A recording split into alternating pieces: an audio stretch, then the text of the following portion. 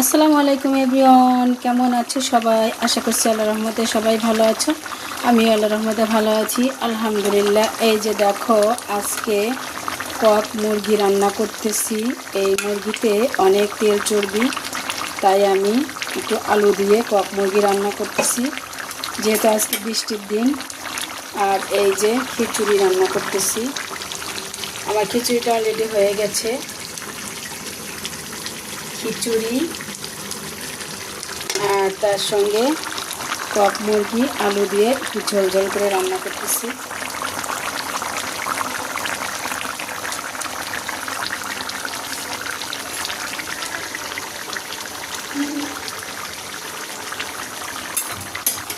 তোমরা এরকম বৃষ্টির দিনে খিচুড়ি রান্না করে খেতে পারো, দেখবে মজা লাগবে।